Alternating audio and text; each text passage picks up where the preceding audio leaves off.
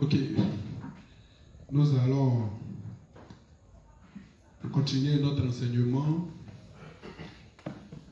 Les justes qui sont certainement en retard vont nous prendre en marche. Je sais qu'il y a d'autres qui ont conspiré pour que la pluie continue, mais malheureusement, la pluie a cessé à temps. Voilà, Dieu voudrait que nous terminions nos programmes. Donc, il a permis que la pluie cesse. Voilà, certainement, après 21h, la pluie va reprendre. Donc, tous ceux qui ont voulu que la pluie vienne jusqu'à 21h, voilà, ils se sont enroulés dans les draps, ils ne sont pas venus. D'accord, donc on espère bien que d'autres sont en route et qui viendront nous prendre en marche. D'accord, donc sans plus tarder, nous allons continuer sur le même thème qui est l'administration dans l'église et aussi l'explication du cahier de projet. Nous sommes aujourd'hui le 30 novembre 2021. Voilà, nous étudions l'administration dans l'église et on en profite aussi pour expliquer le cahier de projet, puisque certainement beaucoup ont le cahier de projet, mais ils ont du mal à exploiter. Alors beaucoup lisent, mais beaucoup aussi ont du mal aussi à comprendre. Donc notre objectif, c'est que tout le monde puisse comprendre le projet qui est commun à tous et veiller à la réalisation ensemble de toutes les étapes du projet. Donc aujourd'hui, le reste pour Bonaventure n'est pas là. Donc j'ai un nouveau collaborateur avec qui je vais travailler aujourd'hui. Et c'est le juste Josias, grand rappeur devant l'Éternel des armées, devant le Dieu des justes. Lui qui a chanté dans, comment on appelle ça, sur tous les grands podiums. Aujourd'hui, je ne comprends pas, il dit qu'il est stressé parce qu'il doit lire moi. Donc Josias, tu as chanté devant les grands podiums et tu feras encore certainement dans la prise des territoires. Tu vas nous gratifier des raps qui expliquent le projet, qui expliquent les merveilles de Dieu, afin de contrer le rap de Satan qui vise à promouvoir la perversité et qui aussi fait la promotion des vices et qui veut certainement que Dieu attire, il veut attirer la colère de Dieu sur nous pour détruire notre nation. Donc nous, on a décidé de ne pas se joindre à eux. Voilà, nous voulons chanter toutes sortes de styles de musique pour parler de notre Seigneur. Donc, Josias, tu vas certainement ouvrir à la prière. Tu vas m'introduire en prière et tu vas prier pour nous tous. Et ensuite, on va commencer notre enseignement. Donc, sur ce, nous te confions la prière. Sois relax, tu as l'habitude de prier à la maison, prie pour nous. Donc, nous t'écoutons. Amen. Amen. Et donc, nous allons commencer, comme d'habitude, par la confession de foi du juste. Introduction. Prions. Père Céleste, nous te remercions de nous avoir rendus sans péché devant toi pour toujours, car c'est chargé de nos vies de foi que nous voyons que nous transgressons la loi de Moïse, en pensée, par action, volontairement et involontairement, que nous devons être jugés et jeter en enfer pour nos péchés. Mais dans ton amour et ta bonté pour nous, tu nous envoies le Seigneur Jésus-Christ comme sauveur. C'est lui qui, par son baptême au Jourdain, accompli par Jean-Baptiste, prit sur lui tous nos péchés passés, présents et futurs. Par sa mort à la croix, il versa son sang, il détruisit nos corps de péché, purifia nos consciences de péché. Par sa résurrection, il vécut la mort, le celui des morts et l'enfer pour nous. Par son ascension dans le ciel, il effaça notre nom inscrit dans le livre des œufs et inscrivit notre nom dans le livre de vie. Il obtint l'éternel pardon pour nos péchés et il nous donna aujourd'hui le Saint-Esprit qu'il avait promis à tous ceux qui croiraient en ses œuvres. Par ses œuvres, il nous délivra, une bonne fois pour toutes, des fausses doctrines du démon et du Satan. Merci Père Céleste de nous avoir rendus justes, saints et sans péché devant toi pour toujours. Amen. Et donc nous allons prier, nous allons remercier le Seigneur de nous avoir gardés, corps, âme et esprit, et d'avoir permis que ce soir nous soyons là pour bénéficier de l'enseignement de l'inspecteur. Prions. Éternel mon Dieu, mon roi, nous te remercions de nous avoir gardés, de nous avoir protégés, de nous garder sans cesse de prendre soin de nous. Merci Père Céleste de permettre que nous soyons toujours unis aux activités de l'Église pour bénéficier des enseignements de nos prédécesseurs afin que notre foi soit solidifiée, afin que notre foi soit enracinée. Merci Père Céleste de continuer à veiller sur nous, de nous protéger, car au nom de ton Fils Jésus-Christ, nous avons prié tous par la foi. Amen. Nous allons prier le Seigneur et lui demander de donner la force à tous nos frères qui ont du mal à s'unir, qui ont un problème pour venir. Nous allons prier, lui demander de leur donner la volonté, la force, de leur faire comprendre la nécessité de venir aux enseignements du soir. Prions. Éternel mon Dieu, mon roi, nous te demandons de donner la force à nos frères qui ont du mal à s'unir, qui ont du mal à venir aux enseignements du soir. Merci Père Céleste de permettre à ceux qui puissent s'unir, puissent venir, bénéficier de la parole afin que leur foi soit solidifiée. Merci Éternel mon Dieu, mon roi, de veiller sur eux. Merci Père Céleste de permettre cela, car au nom de ton Fils Jésus-Christ, nous avons prié par la foi. Amen. Nous allons confier notre inspecteur au Seigneur. Nous allons demander au Seigneur de permettre à ce que le stress soit éloigné de lui donner des paroles justes, de permettre à ce qu'il puisse nous enseigner sur l'administration dans l'Église de Dieu. Prions. Éternel mon Dieu, mon roi, merci de veiller sur notre inspecteur. Merci de lui donner des paroles justes. Merci de permettre à ce qu'il puisse nous orienter sur l'administration. Merci Père Céleste de permettre à ce que nous aussi nous puissions recevoir ces paroles-là dans nos cœurs. Merci Père Céleste de permettre cela, car au nom de ton Fils Jésus-Christ, nous avons prié par la foi. Amen. Amen. Donc, nous allons poursuivre. Hier, nous étions sur, comment on appelle ça, la prise des territoires. Voilà, donc nous avons dit que notre objectif, c'est de prêcher l'évangile dans toute la Côte d'Ivoire. Et pour prêcher l'évangile dans toute la Côte d'Ivoire, nous devons prêcher aux hommes, tous ceux qui sont ignorants de cette vérité-là. Nous devons leur faire connaître l'évangile d'eau et d'esprit qui donne le salut, la rémission des péchés définitifs. Et donc, à cet effet, nous avons dit que pour pouvoir prendre les territoires, il faut plus ou moins des stratégies, il faut une administration soudée, obéissante. Et notre objectif, c'est d'implanter des églises dans toutes les zones ou dans toutes les régions de la Côte d'Ivoire. Donc pour cela, ça demande des stratégies et ça demande aussi des... comment on appelle ça? Ça demande des stratégies et des moyens de combat.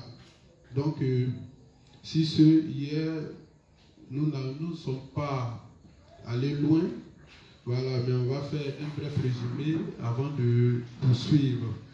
Donc, si quelqu'un déjà a retenu quelque chose, voilà, comme on appelle ça, dans la prise des territoires, nous avons défini deux types de territoires. Voilà, il y a le territoire qui est l'espace humain et il y a le territoire qui est un espace physique. Donc, on avait entamé par l'espace humain. Quand nous sommes en face de quelqu'un et que nous devons prêcher l'évangile, comment nous devons nous prendre? Hein? On ne tombe pas sur quelqu'un comme ça pour lui prêcher l'évangile. Il faut examiner un certain nombre de choses. Il faut effectuer un contrôle pour identifier, dégager un ensemble de choses sur lesquelles on va travailler. Donc, prêcher l'évangile, ce n'est pas une mince affaire. Ça demande à ce que chacun s'asseye pour étudier, pour maîtriser l'art d'évangéliser. Donc, si ceux qui a retenu quelque chose rapidement pour qu'on puisse continuer notre enseignement. Qui veut intervenir? Ok, 2 ou 3 personnes, c'est bon.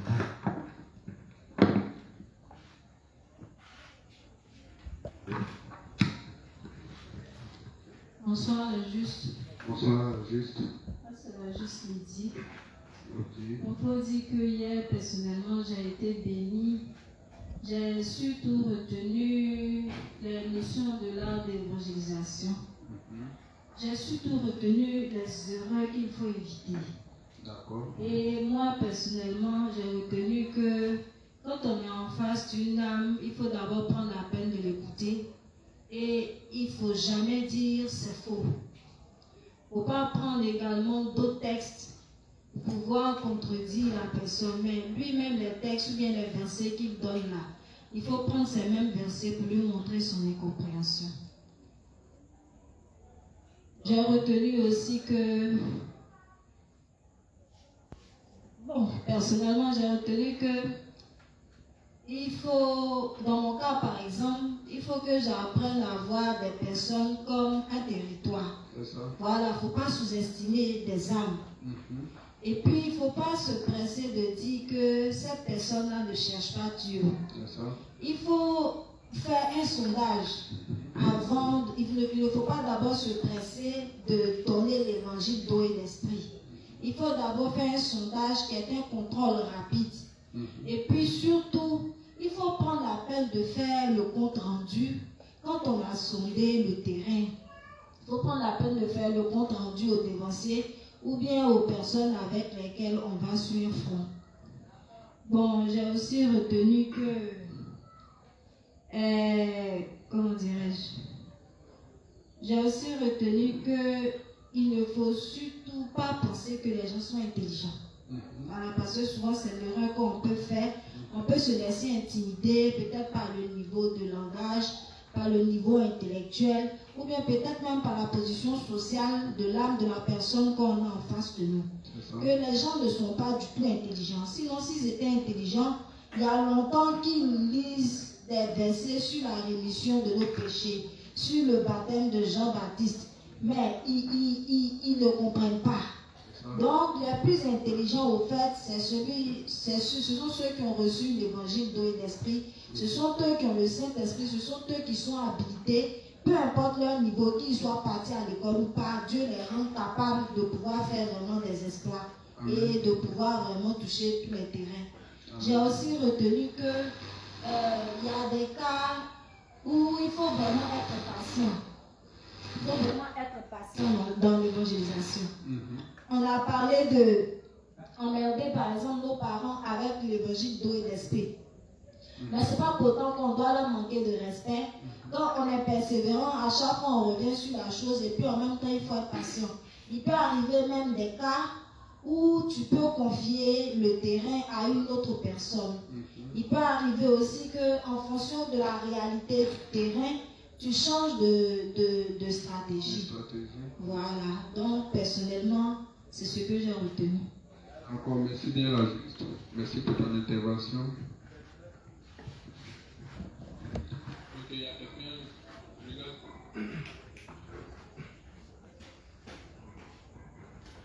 Bonjour les saints, moi c'est le juste Nathan Jean-Baptiste. En fait, ce que j'ai retenu, c'est dans l'art de conquérir des territoires, principalement l'espace humain. J'ai compris que, en fait, le sondage permet de répondre à deux préoccupations, à savoir qu'est-ce que c'est que le sondage et quel est l'objectif du sondage. Le sondage, on peut le définir comme étant l'art de pouvoir espionner l'adversaire, c'est-à-dire le territoire.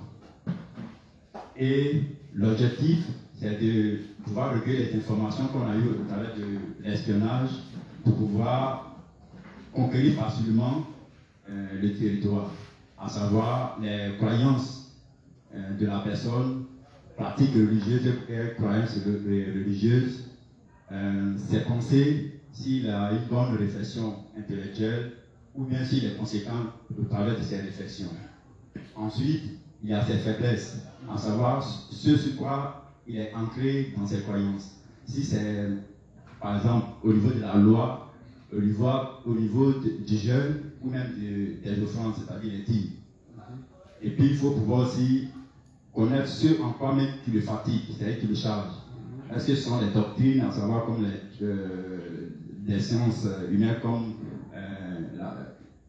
l'exotérisme, je sais pas, tous ces genres de sciences, en fait, il croit. Donc, une fois qu'il est dans cette position-là, il faut pouvoir briser cela, ensuite le charger, pour plus tard le décharger et lui apporter l'évangile. D'accord, merci bien. Donc, quand on fait un sondage, c'est pour rapidement dégager un ensemble de choses. Une fois qu'on a ça, maintenant on cherche à mettre une stratégie ou un système en place compte tenu de tout ce que nous savons de cette personne-là. Maintenant que nous avons les informations précises, nous avons ce qu'il faut, nous savons à quelle doctrine il appartient, alors on va élaborer maintenant une stratégie et un système de combat pour pouvoir vaincre l'adversaire. Donc c'est le but du sondage.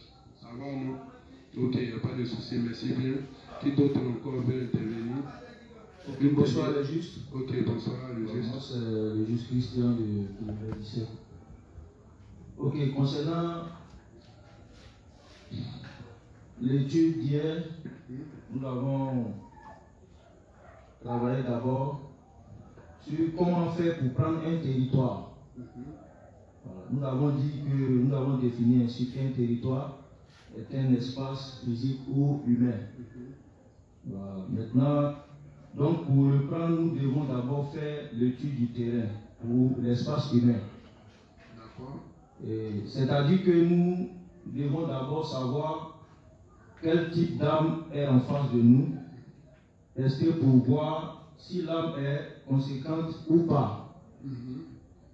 Ensuite, nous avons dit que nous devons examiner l'âme, voir s'il est chargé et fatigué.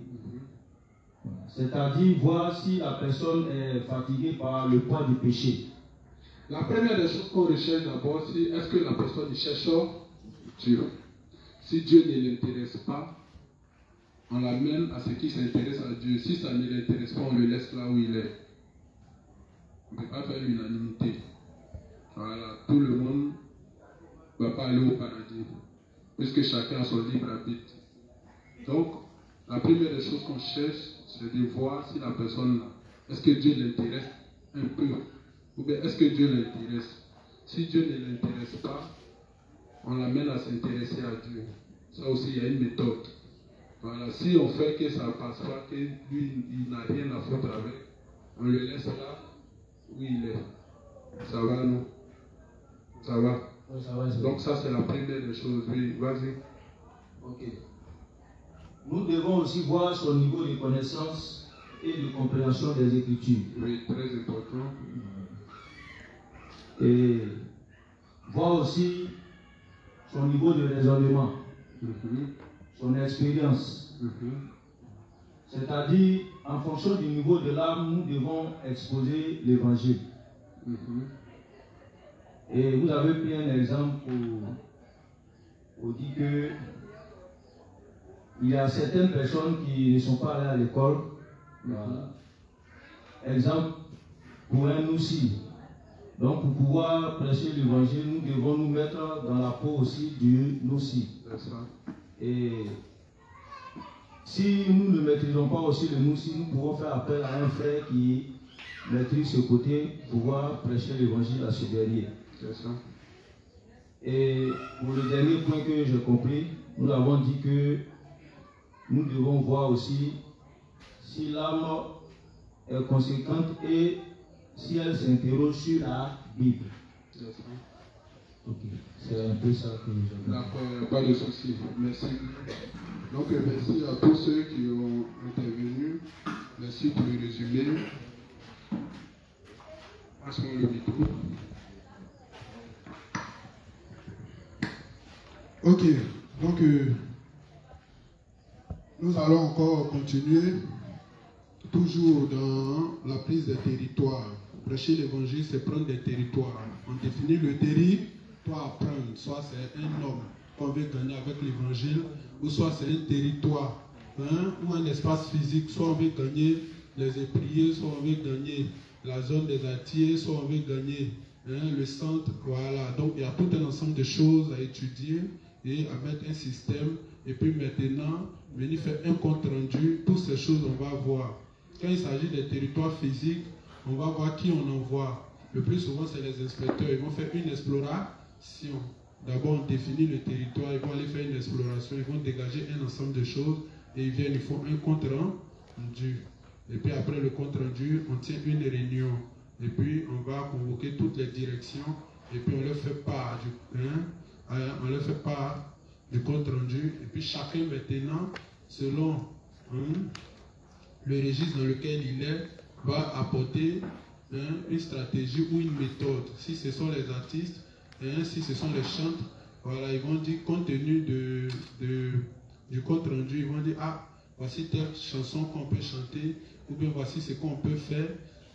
On peut organiser des concerts, et puis voici les morceaux qu'on va chanter compte tenu de tout ce que nous avons dégagé. Donc tout ça, on va le voir. Donc, je reprends, je dis toujours la première des choses quand il s'agit d'un espace humain. Prêcher l'évangile, ce n'est pas une messe à faire. D'abord, il faut s'asseoir pour étudier, pour avoir suffisamment de connaissances, pour pouvoir ébranler, parce que c'est des échanges. Si on n'a pas un niveau de connaissances assez élevé, ça sera difficile pour nous. Mais ce qu'on demande premièrement aux justes d'abord, c'est de eux-mêmes maîtriser leur sujet. Quand on maîtrise leur sujet, en plus, on peut aller étudier pour les autres. Le plus souvent, quand quelqu'un étudie beaucoup la Bible, si c'est un juste qui veut mener des batailles spirituelles, comme Apocalypse le dit, tous ceux qui mèneront des batailles spirituelles, Dieu leur donnera à manger la manne cachée. Ça veut dire tous ceux qui travailleront à étendre l'évangile, Dieu va ouvrir les yeux sur la parole, il va leur donner une compréhension, il va leur donner une foi forte, il va leur donner une intelligence de comprendre les Écritures afin de pouvoir prendre le dessus sur l'adversaire. Mais si c'est pour étudier et puis pour ne rien faire, tu ne vas rien connaître. Dieu ne va rien t'apprendre. Donc quand on étudie, c'est pour aller rendre. Et actuellement, nous sommes dans la phase théorique. Il y a forcément la phase pratique. C'est la phase pratique qui définit si tu as compris ou si tu n'as pas compris. C'est pourquoi le plus souvent, quand vous êtes en train de lire un livre, si vous êtes en train de lire le livre blanc, Dieu souvent vous apporte des fronts à votre niveau. Quand vous faites et vous prenez le dessus, vous êtes vraiment heureux. Mais quand les justes commencent à avoir le dessus sur les petits niveaux de front, ils sont heureux et puis ils ne bossent plus. Ils pensent que tous les âmes se prennent de la même manière. Alors au bout d'un certain temps, tu vas voir que Dieu va t'envoyer une âme Rias, il va t'envoyer une âme, il y a une doctrine qui est différente de pour toi. Et tu vas subir ce qu'on appelle une humiliation. Et cette humiliation n'est pas mauvaise en soi. C'est fait à dessein, dans le but que tu partes encore étudier pour renouveler ta connaissance, pour venir encore vaincre. Sinon, la guerre se fait sur plusieurs temps. La guerre peut se faire sur plusieurs temps. On peut venir une fois, on peut échouer, on peut repartir. Se préparer, revenir encore échouer jusqu'à ce qu'on prenne le dessus. Donc échouer, c'est pas mauvais, mais c'est échouer et puis s'asseoir et puis ne plus étudier pour aller encore, mais ne plus comment on appelle ça, se préparer à retourner sur le champ de bataille, c'est ce qui est mauvais. Donc n'ayez pas peur d'échouer sur le front. Si vous avez échoué, il y a vos dévanciers qui sont là, il y a vos prédécesseurs qui sont là. Si ça les dépasse, on soulève. Il y a plusieurs fronts où on a soulevé Kobo ici. On dit Kobo, viens-nous en aide. On ne peut pas. Sinon, là, ce qu'ils ont soulevé, ils ont soulevé 1024 pendant que nous, on a les calaches. Si tu ne viens pas, on est foutu. Et on déplace Kobo, il s'en va. Et quand on réagit ici, nous, on a confiance en notre leader. On sait qu'il n'y a pas quelqu'un qui le moins ici. Jusqu'à preuve du contraire, on sait qu'il n'y a pas quelqu'un qui le moins ici. Voilà, parce que nous l'avons expérimenté plusieurs fois. Donc, on a confiance. Déjà, même si nous-mêmes, les inspecteurs, vous avez un peu de confiance en nous, à plus forte raison, notre leader. Donc, on ne va pas échouer. Ça va, non? Si c'est musulman, on est calé.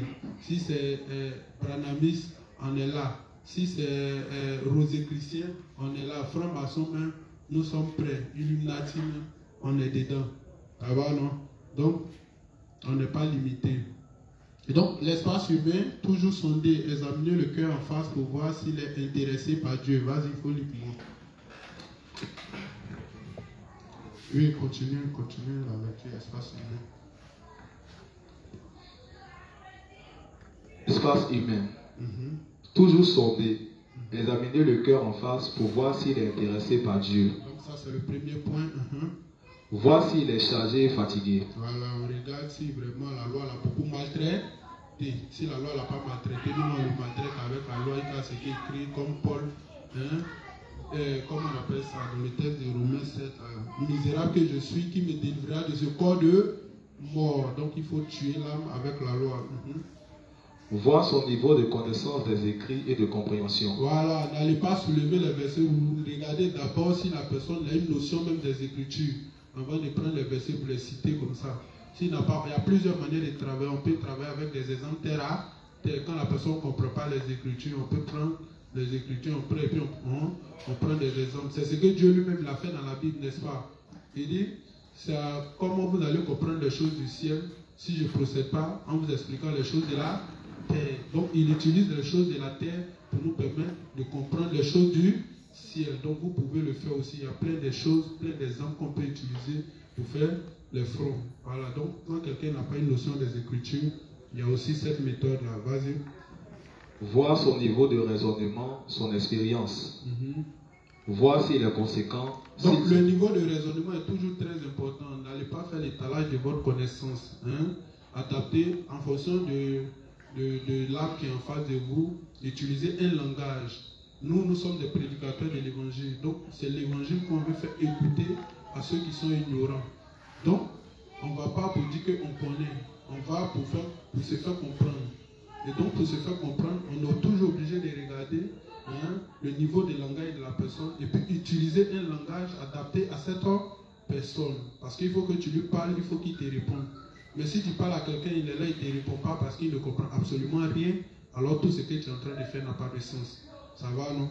Voilà, donc, regardez toujours ce volet-là et puis utiliser un langage adapté. Les mots que vous utilisez quand c'est trop gros, revenez pour expliquer le mot. Si vous n'avez pas le choix et vous devez forcément utiliser ce mot, faites un effort pour expliquer le mot. Ça va, non? Si par exemple, on vient, on te dit expiation. Expiation, c'est un mot qui est petit, mais c'est condensé. C'est tout le rituel. Quand Dieu a donné la loi, tout le rituel qu'il fallait faire, à commencer par les animaux sans défaut. Juste ça, c'est que, comment on appelle ça, le Saint-Esprit descend sous forme de nuée pour attester, comment on appelle ça, le sacrifice. C'est toute cette étape-là qu'on appelle expiation. Donc toi, tu viens, tu dis, non, Jésus a expié nos péchés. Tu n'as rien dit. Tu as prononcé le mot, mais lui, il ne comprend pas c'est quoi expier. Comme je vous l'ai dit, chaque discipline a son langage. Quand les médecins sont dans leur discipline, ils sont intelligents. Mais quand ils les enlèvent là-bas pour les envoyer en philosophie, ils s'en sortent pas. Donc ici, ça c'est une discipline. C'est pourquoi vous voyez que la plupart des gens du monde, quand ils les ramènent à ça, ils ne comprennent pas.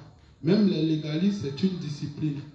Quand ils sont dans leur discipline des légalistes, ils se comprennent. Mais une fois que tu les ramènes à l'évangile authentique, ils ne comprennent plus rien.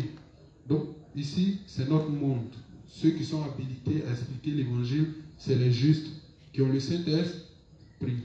Vas-y. Voir s'il est conséquent, s'il s'interroge sur la Bible, le phénomène religieux ou des aspects de la Bible. Voilà, on doit vérifier tout ça. Est-ce que lui, quand il lit la Bible, il y a plein de choses auxquelles il s'intéresse? Est-ce que quand il voit dedans que Dieu dit, par exemple, si tu n'es pas saint, tu ne peux pas aller au paradis? Est-ce qu'il se pose la question même de savoir, est-ce que lui-même, là, est-ce qu'il remplit les conditions pour aller au paradis? Comment on fait pour devenir saint? Pourquoi il y a beaucoup de religions? Tout ça, vous devez voir. Est-ce que la personne s'intéresse à tout ça pour rechercher la vérité? Donc, tout ça, vous devez identifier en cette personne et puis élaborer un système et des stratégies de combat. On ne se lève pas comme ça. Faites de telle sorte que la personne à qui vous prêchez l'évangile, faites de telle sorte qu'il s'exprime forcément. Oui? Il arrive que des personnes nous ayant entendu ou bien ayant entendu que nous sommes devenus justes, choisissent eux-mêmes des thèmes et qu'ils veulent échanger avec nous sur ces thèmes. Est-ce qu'il faut laisser le thème sur lequel il veut échanger avec nous pour faire un sondage comme on apprend, ou bien il faut s'adapter à la situation qui est devant nous? Quand on dit un sondage, c'est quoi? S'il veut échanger, pendant l'échange, tu en profites pour voir Un sondage, c'est comme si un juge, c'est un fin psychologue. Pendant que tu échanges avec quelqu'un, tu dois en profiter pour cerner la personne. Peu importe, même si vous faites une confrontation sur un sujet, mais pendant qu'il échange, tu en profites en même temps de se dire pour voir à qui tu as affaire. Quand on dit un sondage, tu n'as pas venu regarder le gars et puis tu as dit non, ici, viens te sonder. Non, c'est pendant l'échange que tu le sondes. Par exemple, c'est ce que je dis toujours. Si vous êtes en face d'un branamiste, il ne vous dira pas qu'il est branamiste. Mais les termes qu'il va utiliser pour s'exprimer, tu sauras si c'est un branamiste. S'il parle de prédestination, tu sais que le plus souvent, ceux qui parlent beaucoup de prédestination, c'est les branamistes. S'il parle du jardin, s'il parle du serpent ancien, tu sais automatiquement que c'est un branamiste. Donc, c'est les termes qu'il utilise. C'est là que tu vois si c'est un branamiste. Ça va, non? Quand vous allez tomber sur les Rosicruciens, ils parlent beaucoup de réunions secrètes. Ils parlent beaucoup lors d'une réunion, lors des temps, lors d'une réunion. Tu vois, non? C'est toujours, ils font les réunions. Quand tu entends quelqu'un s'exprimer comme ça, le plus souvent, c'est un Rosicrucien. Est-ce que vous voyez? Donc, ça dépend. Tout ça, là, ça va venir en fonction de vos niveaux d'études. Quand vous serez en face d'une personne, en fonction de son langage, vous saurez si c'est un Rosicrucien, si c'est un franc-maçon, si c'est un... Vous tombez sur quelqu'un qui prône le panafricanisme. Vous faites allusion à qui? Alors, donc en fonction de ce qu'il dit, tu en profites pour voir à qui tu as affaire. Maintenant, quand tu sais que tu es en face d'un kamite, il va faire quoi? Il va ramener les Africains à leur tradition. Tu n'as pas démontré que les traditions des Africains ne sont pas solides, c'est pourquoi les Blancs ont pris le dessus sur eux. Est-ce que ça c'est compliqué? Ça, vous laissez la Bible de côté, mais vous rentrez dans l'histoire. Pour qu'une nation vienne annexer une autre nation, il faut qu'il soit plus puissant que toi. S'il n'est pas plus puissant que toi, il ne peut pas t'annexer. Donc si en face de tes dieux, il a pu te soumettre, c'est que son Dieu est plus puissant. On se rallie toujours face au Dieu qui est plus puissant. Donc ça, en fonction de comment on appelle ça, de celui qui est en face de soi et de son langage, vous savez que les légalistes, c'est quoi ils utilisent? C'est les œuvres, la loi, ces trucs. Donc quand il y a lui, il disait que c'est un légaliste. Ou bien. Donc, en fonction de votre échange, tu sauras plus ou moins à qui tu as affaire. C'est pourquoi, au bout d'un certain temps, quand on dépasse le livre 1, à partir de comment on appelle ça, du livre 2, du livre 3 et autres, là, le révérend commence à faire sortir les doctrines qui minent le monde. Même le livre de la justice, et le livre 5, le livre 6, hein, c'est des doctrines. On parle des doctrines de la sanctification incrémentale. C'est des doctrines. Donc quand quelqu'un parle de ça, tu sais que il se réfère à telle doctrine, il se réfère à telle doctrine. Quand il rentre dans l'Apocalypse, on parle de l'enlèvement pré-tribulation. Tu sais que ça, c'est telle doctrine, c'est telle doctrine. Et tu sais plus ou moins les années où cette doctrine est venue. Donc, en étudiant, vous allez voir tout ça. Donc, quand quelqu'un s'exprime, le révérend nous a fait part de toutes ces connaissances-là. Même le bouddhiste. Quand tu t'en vas, quand quelqu'un va te parler de Shakyamuni, tu sais plus ou moins à qui tu as affaire. Tu vois, non? Et puis, il va faire ressortir certaines notions et tout et tout. Même chose pour les gnostiques. Donc, dans tous les cas, c'est pourquoi on dit les niveaux de front, ça dépend. Il y a des fronts qui ne sont pas à ton niveau, il y a des fronts qui sont à ton. Si tu tombes sur un front qui n'est pas à ton niveau, il faut laisser. Il faut dire ça, je ne maîtrise pas cette doctrine. Je vais appeler plus ou moins quelqu'un qui s'y connaît. Vous allez échanger. Il ne faut pas aller mentir là-bas. Vas-y. Voir à quelle doctrine et communauté il appartient. Donc, identifier toujours à quelle communauté il appartient. On ne dit pas, toi tu es de quelle église? Toi tu es de quelle église? Il n'est pas obligé de te dire son église. Mais c'est dans ces... Quand tu vois quelqu'un qui parle de Marie, ça fait référence à qui? Mais tu sais qui n'a pas te dit il est de quelle église comme encore. Donc il t'a déjà dit. Ça va, non? Quand tu as parti, tu vas voir quelqu'un qui a mis foulard sur sa tête, qui n'a pas porté bout d'oreille, qui a porté sa jupe et son habit. Tu sais plus ou moins que c'est un disciple de John Robert. Ah, vas-y. Voir ce en quoi il se vend, puis mettre une méthode de travail en place pour détruire son système de pensée. Voilà, donc dans toutes les doctrines, il y a toujours si quelqu'un, les pharisiens, ils s'assiedent sur quoi? Si la loi, ils se jouaient les hommes pieux, donc c'est ce qui constituait cette Donc tu regardes et puis en fonction de ça, tu mets une méthode en place. Ça va? Vas-y, c'est fini? La méthode à mettre en place et les armes à utiliser, le temps est fonction de la réalité du territoire humain en face. Voilà, donc le temps que tu as pour convertir l'âme, la méthode, les stratégies, tout dépend de, comment on appelle ça, du sondage que tu as pu faire. Ça va, non? Lis la dernière partie, NB. Nota bene, définir les objectifs, le caractère et le tempérament des personnes à subjuguer. Voilà, donc même le tempérament de la personne, si tu vois que c'est quelqu'un qui est beaucoup nerveux, quand tu parles, et quand il est en train de parler, tu veux parler, il veut mettre en parole, tu le laisses. Il n'a qu'à s'exprimer. S'il finit qu'il veut prendre la parole, tu prends la parole, il veut prendre la parole, tu le laisses. Parce que quand quelqu'un parle beaucoup, il se déclare. Quand quelqu'un parle beaucoup, plus il parle, plus il dit qui il est, plus il donne sa personnalité. Ça va, non? Voilà, donc tout ça là, vous devez regarder. Si tu vois que le front est en train de prendre une tournure, que tu vois que Père de J veut sortir dedans, tu laisses. Tu n'es pas obligé de convertir forcément la personne. Tu peux relancer la causerie, ou bien tu peux dire une prochaine fois, ou quitter sur de bons thèmes. Et puis, vous donner rendez-vous pour une prochaine fois. Ça va, non? Voilà, puisqu'il y a des gens, quand tu commences à aller prêcher l'évangile, forcément, Satan sait que s'il t'écoute au bout d'un certain temps, il va fléchir. Donc, du coup, Satan fait qu'il devient un coup net, ses yeux commencent à rougir et puis par là, veut sortir dedans. Voilà, donc quand c'est comme ça, il faut savoir temporiser les choses. Vas-y, deuxième, espace physique. Toujours définir l'espace physique à explorer. Voilà, le plus souvent, vous voyez ce pourquoi on a annulé votre sortie de la femme à four. Au départ, on nous dit que c'est une sortie détente. Après, on vient encore, on s'apprête à aller s'amuser, on dit non, c'est prise de territoire. On dit, mais c'est quoi au juste? Parce que nous, on a porté nos kilos pour aller nager dans votre eau. On dit que non, c'est prise de territoire, on doit venir prêcher. Sinon, on doit venir prêcher. Quand vous êtes parti, vous avez fait quel contrat? On ne sait même pas à quel peuple on a affaire. On ne sait même pas comment ils vivent. On ne sait même pas c'est quelle doctrine qui est là-bas. On ne sait rien. Et puis on s'en va, on prêche sur quoi? La nouvelle naissance? Est-ce qu'on se lève pour prêcher l'évangile d'eau d'esprit à quelqu'un? Non. Donc quand il s'agit des prises de territoire qui concernent un espace physique, il y a toujours une étude de terrain à faire. Il y a toujours une exploration.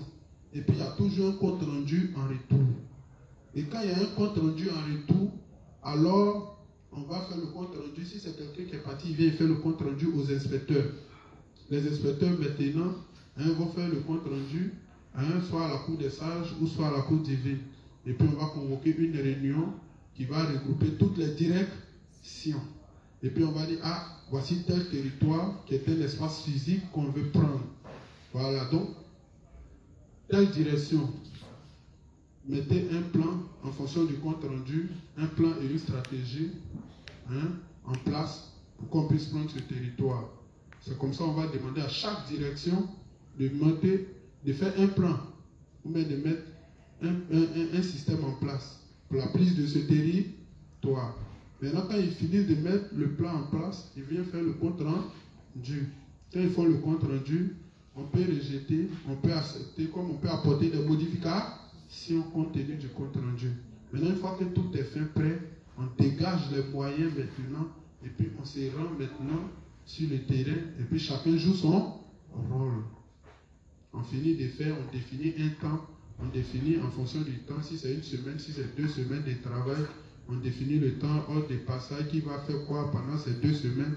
Une fois que tout est bien défini, quand on s'en va, on finit de faire ce qu'on doit faire, et puis on attend un retour. Mais quand c'est pas comme ça, quand les choses sont mal définies, et puis on vient, on dit non, ou on doit aller prendre tel espace, et puis on dit c'est sortie détente. Après on dit non, c'est comment on appelle ça? C'est prise de territoire. On dit non, ça ne se fait pas comme ça. Ça va, non? Donc, quand il s'agit d'un espace physique, allons-y, qu'est-ce qu'il faut faire? Toujours définir l'espace physique à explorer. Voilà, on définit l'espace physique. Si c'est ma femme à fou, on dit on veut prendre ma femme, ma fou. Si c'est moi, on dit on veut prendre moi. Si c'est temps, on dit on veut prendre telle ville ou bien telle région ou bien on veut aller dans tel coin. On définit d'abord l'endroit. Maintenant, une fois qu'on a défini l'endroit, on va regarder maintenant ce qu'on doit regarder pour pouvoir prendre le territoire. Identifier les religions et les communautés en présence. Donc la première chose, la personne qui va, quand il vient et commence son compte rendu, il doit d'abord définir quoi? Les religions et les communautés en place. C'est en fonction des religions et les communautés en place. Comment ces personnes-là se sont, comment on appelle ça, imposées là-bas. Donc qu'est-ce que ces personnes-là recherchent? Ces religions-là, ils prêchent quoi? Donc, qu'est-ce qui a attiré l'attention de ce peuple-là? Si c'est deux religions, on regarde tout ça. Et puis, en fonction de ça, on va aller maintenant. Vas-y. Donc, la première des choses, on regarde les religions et les communautés en place. Définir le degré de connaissance. Donc, la deuxième chose, on va définir le degré de connaissance. Est-ce que c'est des gens qui ont beaucoup de connaissances? Est-ce que c'est des gens qui sont instruits? Est-ce que c'est des gens qui connaissent bien l'histoire? Est-ce que c'est des gens... Et puis on regarde tout ça. Une fois qu'on a fini, on passe aux secondes étapes. Définir l'action réelle de leur Dieu dans leur vie quotidienne. Voilà, donc, le Dieu qu'ils suivent là, qu'est-ce qu'il fait concrètement pour eux? Parce qu'arrivé un moment, on sort de la parole et puis on dit, votre Dieu là, qu'est-ce qu'il a fait? C'est pourquoi la dernière fois, je vous ai dit, le Dieu que nous on adore là, voici les raisons pour lesquelles on l'a. Mais vous, votre Dieu que vous l'adorez là, quelles sont les raisons? Si c'est pour nous dire l'eau qui est là, quand on vient l'adorer, c'est lui qui fait que nos femmes accouchent ici. Est-ce qu'une telle personne est conseillée? Donc le jour que l'eau là sèche, elle ne va plus accoucher. Donc comme on a vu ça, on va demander à notre Dieu, qui n'est pas seulement parole, mais qui travaille aussi, qui pose aussi des actions. On va lui demander de sécher cette eau là pour voir. Si on voit que les femmes là continuent d'accoucher, c'est qu'il y a un problème. Donc il y a toutes ces choses qu'il faut regarder. Donc définir l'action réelle de ces dieux-là. Lui, quand Corona arrive, qu'est-ce que ton Dieu il peut faire? Quand la montée scientifique arrive et que les gens meurent en masse, qu'est-ce que ton Dieu il peut faire? Pendant que les gens sont en train de travailler pour détruire notre environnement, qu'est-ce que ton Dieu propose comme solution? Donc on dit qu'il faut définir l'action de ce Dieu-là, de l'action de ce Dieu-là dans la vie de ses personnes. Ça va, non? Donc, quand on adore un Dieu, il y a toujours une raison pour laquelle on adore ce Dieu. Ça va, non? Vas-y. Mesurer leur niveau de raisonnement, de compréhension et de conséquences. Voilà, donc tout ça, on mesure. Ça va? Vas-y. Identifier ce qu'elles cherchent chez Dieu. Voilà, donc vous voyez, la plupart des gens, quand ils vont vers Dieu, par exemple, quand ils lisent, le révérend dit, au départ, en Europe, c'était le christianisme qui dominait. Mais comme le christianisme, vous savez, les Blancs, ils ne sont pas comme les Africains. Voilà. Et ils expérimentent les choses. Si au bout d'un certain temps, ils ne voient pas des choses, ils ne voient pas, que les choses sont concrètes, au bout d'un certain temps, ils abandonnent. Donc au départ, c'était le christianisme qui dominait en Europe. Mais comme ce Dieu-là est creux, il est vide, comme de la manière en Afrique, ici, on le prie, et puis il ne descend jamais, ses oreilles sont bouchées. C'est la même chose. Là-bas, les Blancs, ils ne sont pas comme ça. D'abord, même quand ils envoient une religion, ils vont étudier l'origine de cette religion. Comment cette religion est arrivée? Quelle est la doctrine qui caractérise cette religion? Et puis, ils regardent tout ça. Quand ils voient que ce n'est pas ça, c'est un Dieu qui est mort. Il passe à autre chose. C'est comme ça que le révérend va dire, au bout d'un certain temps, puisque le Dieu que les Juifs ont donné au monde entier pour les annexer, quand ils vont regarder que le Dieu est volé, ils vont se tourner vers, comment on appelle ça, les traditions orientales. Et là, ils vont commencer à aller adorer le bouddhisme et autres, tout et tout. Ils vont passer à ces divinités-là. Parce que pour certains, ils recherchent le pouvoir, d'autres, ils recherchent tant. Donc, s'ils voient qu'avec ce Dieu-là, ils arrivent à obtenir ce qu'ils veulent, bon, mais nous, notre Dieu qui est ici, là, tu le pries, tu le pries. La première manière que les gens ils sont dans les églises, ils chassent pauvreté, mais pauvreté ne fait qu'accroître. Ils chassent, comment on appelle ça, maladie. Maladie ne fait que décimer toute la population. Donc, face à ce Dieu-là, qu'est-ce qu'il dit réellement? Ou qu'est-ce qu'il fait? Ou bien, du moins, il donne des prophéties. Et lui-même, il ne fait que se contredire. Ça, on ne fait pas ça avec quelqu'un qui est intelligent. Un Dieu qui dit une chose et qui se dit.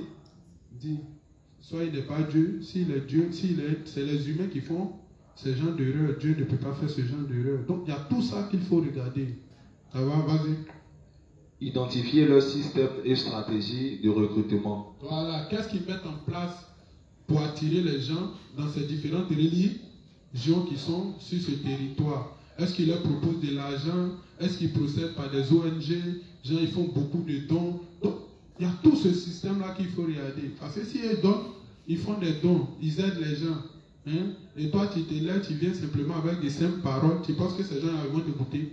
Ils ne vont pas t'écouter. Donc, qu'est-ce qu'ils mettent en place pour pouvoir gagner ces personnes-là dans leur système religieux en fonction de ça? Donc, tout ça, on doit faire tous ces comptes rendus avant de se déplacer pour aller. Si c'est, comment on appelle ça, si c'est les dons qu'ils font, alors on voit le social. Et le social, s'ils aiment amusement, s'ils aiment fête, comme les ébriers, c'est pas ça. On va organiser fanfare. Pendant 3 jours, on va danser fanfare. Ils vont s'associer à nous, on en profite pour faire la publicité de notre évangile et tout et tout. C'est pas ça. Ils mangent, ils boivent, et puis on fait la pub. Donc il y a tout ça qu'il faut regarder. Vas-y. Mesurer leur niveau de solidité des doctrines dans lesquelles elles croient. Voilà, regardez qu'est-ce qui fait la force même de cette doctrine. Vas-y. Identifier les faiblesses dans leur doctrine. Donc, toute doctrine a des failles. Toute doctrine a des failles et a des faiblesses. Donc, c'est ce qu'il faut regarder. Par exemple, si on pose le problème de la mort, comment cette doctrine a résolu le problème? Si on pose le problème de la vie éternelle, comment cette doctrine a réagi? Donc, toute doctrine a des failles. La plupart de tous ceux qui sont sur la terre, en dépit de tout ce qu'ils peuvent recevoir, ils sont à la recherche d'une seule chose, la vie éternelle. C'est pourquoi chaque religion propose son système pour avoir la vie éternelle. Mais tu vois que les systèmes que proposent beaucoup les religieux, c'est facilement ébranlable. Quand on te dit par exemple dans le système des légalistes, on dit, ils savent que pour aller pour avoir la vie éternelle, il faut être saint comme Dieu est saint. Et puis pour être saint, c'est quoi on propose? Observer la loi. Mais ça, tu vois que c'est facile à déconstruire. On prend la loi et puis on présente. Et puis on regarde la chair de l'homme. Et puis on regarde notre quotidien. Est-ce que l'homme est apte à mettre en pratique toutes ces choses? Commençons par 2 lois. Commençons par prendre pas à pas. Et puis voyons si nous sommes capables de mettre toutes ces choses en pratique. S'il est ignorant que c'est en mettant tout en pratique qu'on devient saint, qu'il n'y a pas de demi-saint, on lui expose toutes ces choses. Et puis on attend un retour. Donc chaque doctrine a des failles. Donc c'est les failles là qu'il faut regarder. Ça va, non? C'est les failles là qu'il faut regarder. Et puis c'est dessus qu'on va s'appuyer pour travailler, pour déconstruire ces doctrines-là. Vas-y.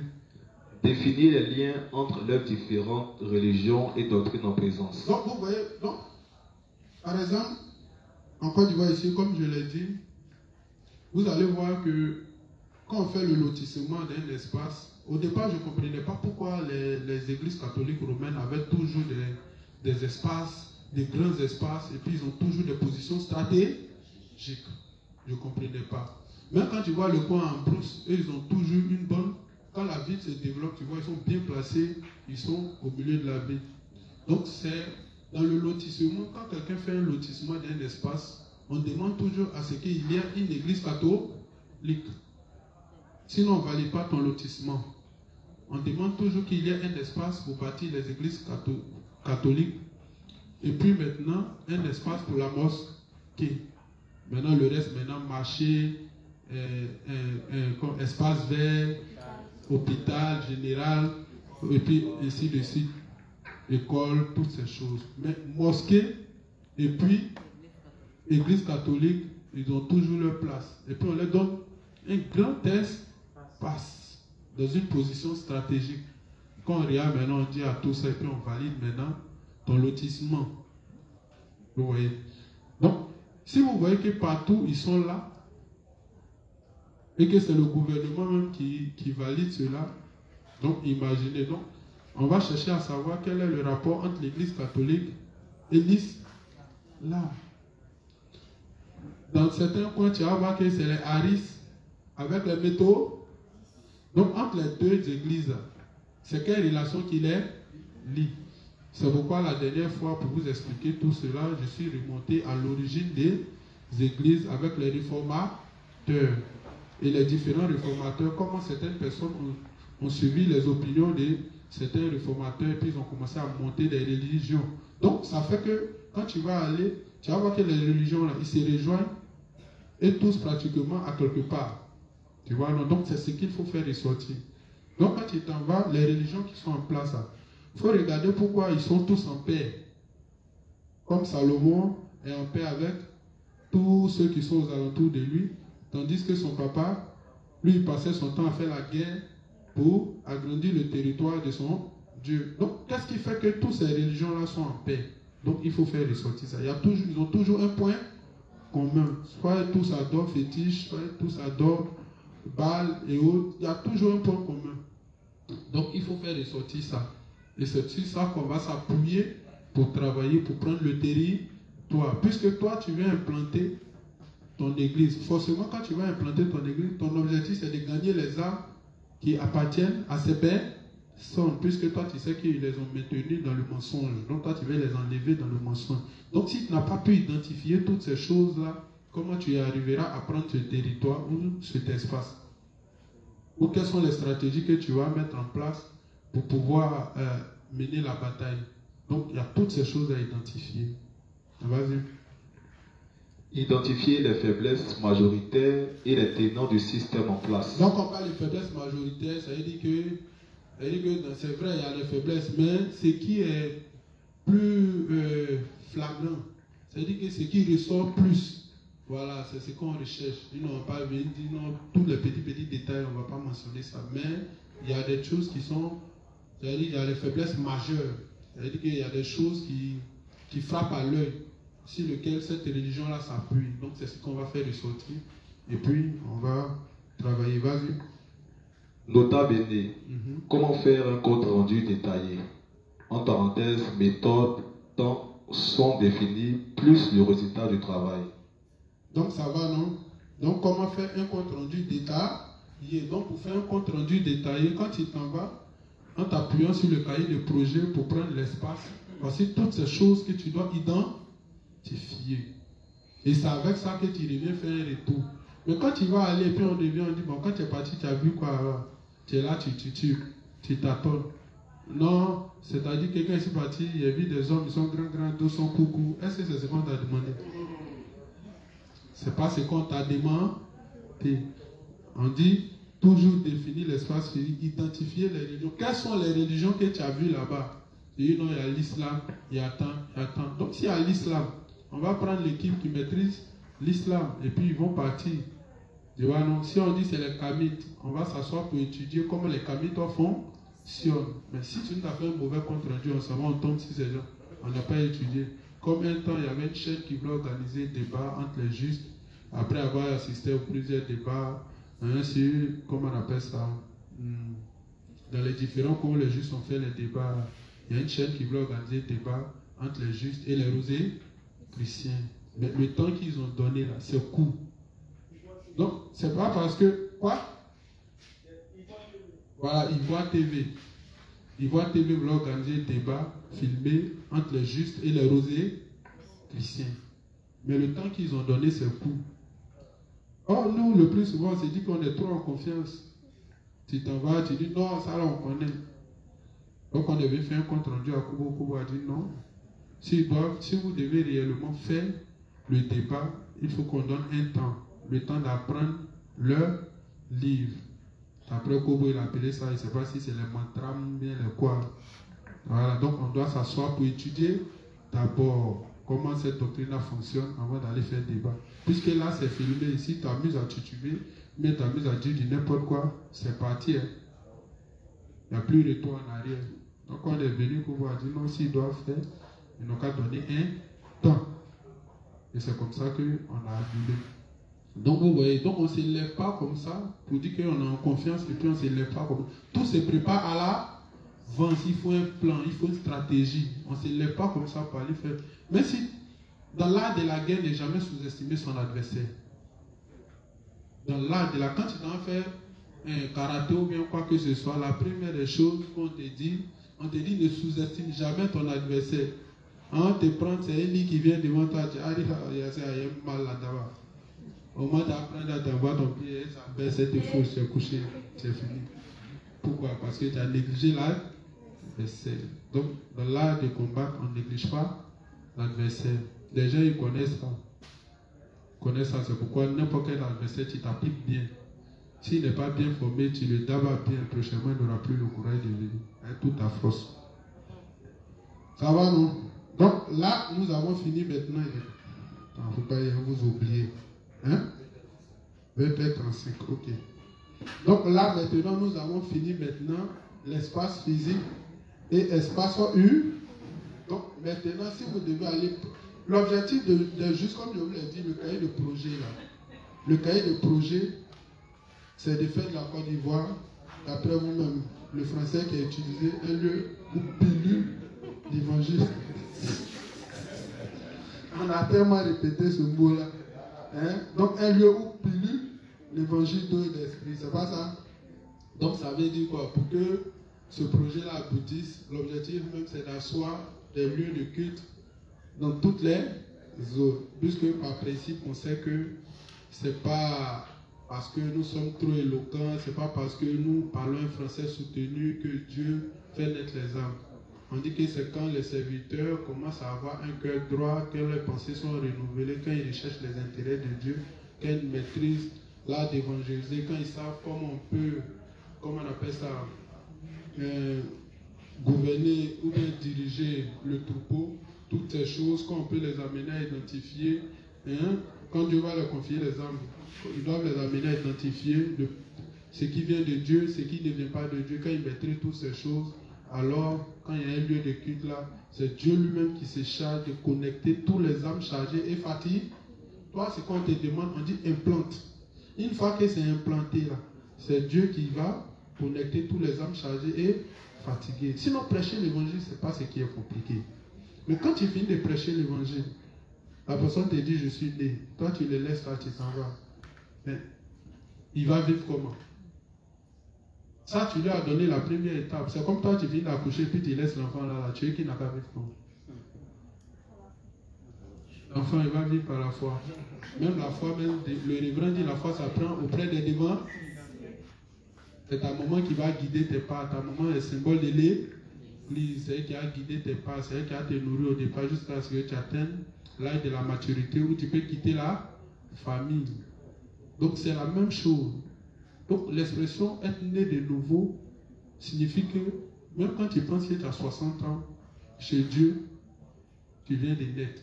Donc tu es dépourvu de toute connaissance venant de la part du Seigneur. C'est vrai, dans les choses du monde, tu te mets là-bas, tu t'en sors, tu es grand. Mais quand on rentre dans les choses de Dieu, c'est zéro. C'est pourquoi Salomon était grand. Il était une référence. Mais quand il lit, le révérend dit dans le livre 27, dans le livre 26, la sagesse de Salomon en ce qui concerne la sagesse humaine était élevée, mais la sagesse concernant Dieu était zéro.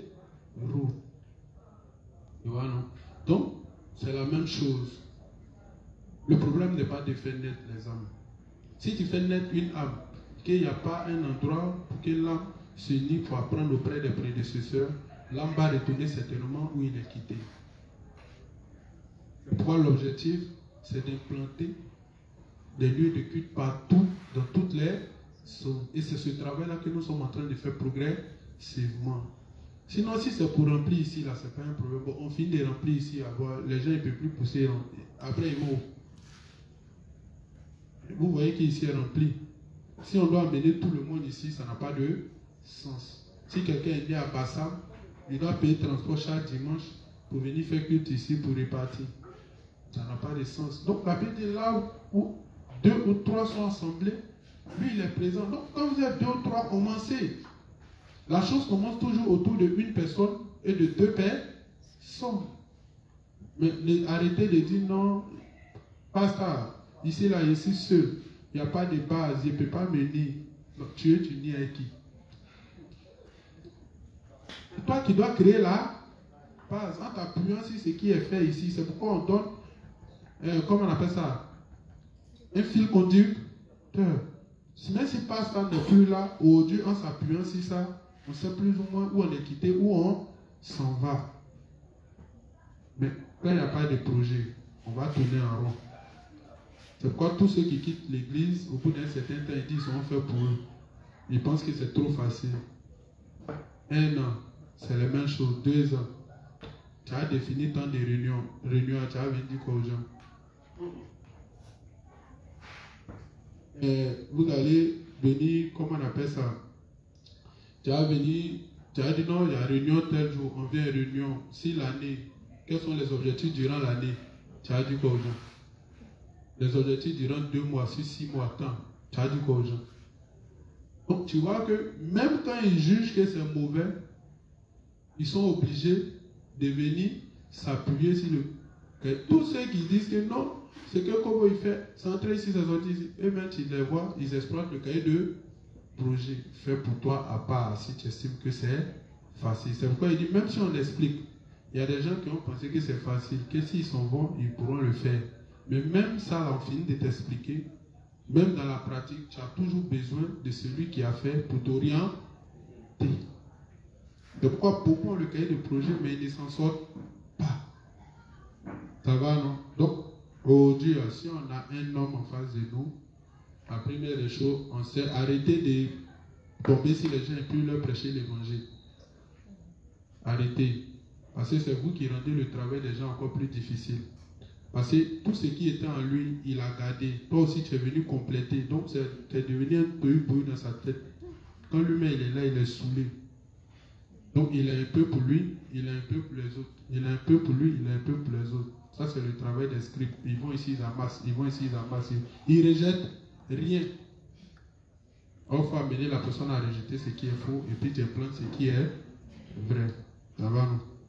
Vas-y, la page suivante. Donc maintenant que nous avons, quand il s'agit d'un espace physique, ce qu'il faut faire. Quand il s'agit d'un espace humain, ce qu'il faut faire. La deuxième chose, maintenant, c'est après avoir fait un sondage pour dégager un ensemble de choses, pour mettre une stratégie en place, on va voir comment élaborer des systèmes et stratégies de combat. Après un sondage, vas-y. Petit A, définition. Petit 1, système.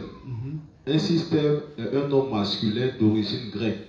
Donc là, on nous explique c'est quoi un système. Voilà, vas-y.